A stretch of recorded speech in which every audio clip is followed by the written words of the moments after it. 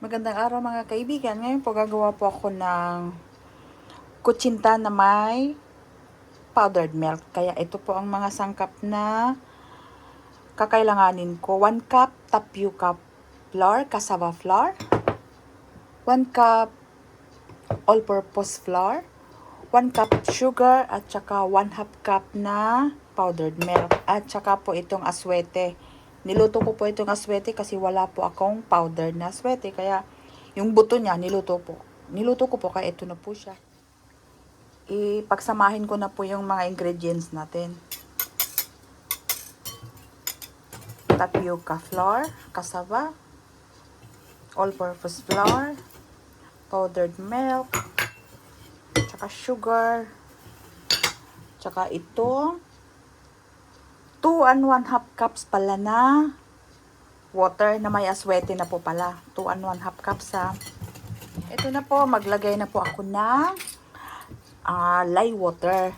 1 tablespoon. First time ko pong gumamit ng lye water ha.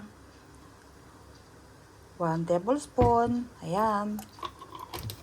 Kasi ang ginagamit ko po is bicarbonato. Bicarbonato is baking soda. Ayan. Ngayon, ito na siya. Strainer ko lang po ha.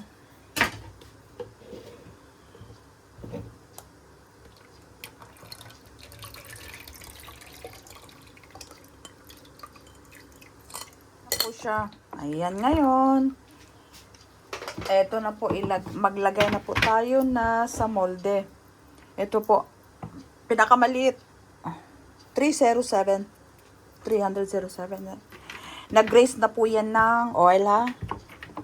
Maglagay na po tayo. Kumulo na po yung tubig ko na pang steaman po natin ha. Kumulo na siya.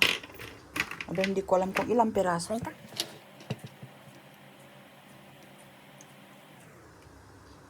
First time kong gumamit ng lye water tsaka may powdered milk. Ayan, steam ko po ito sa 20 to 25 minutes. Medium heat lang po tayo. Ito na po, buksan ko na po itong kutsinta natin. Ayan, may 25 minutes na po. Ayan na siya. Luto na po siya. Ito na po ang kutsinta natin. Buksan ko na kasi malamig na po siya. Okay, tikman ko. Be? Oy, nakilnet. Oy. Ayan siya, nakilnet. Oh. Ang lambot-lambot niya. Uy.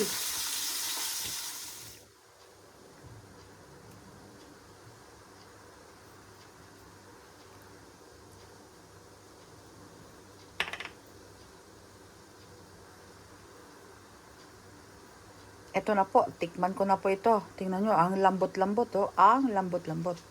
Ayan. Grabe. Super sarap pala ng may ng may powdered milk. Kaya tingnan nyo.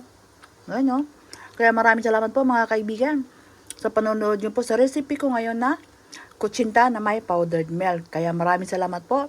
God bless po sa ating lahat at enjoy cooking lang po tayo mga kaibigan. Bye bye!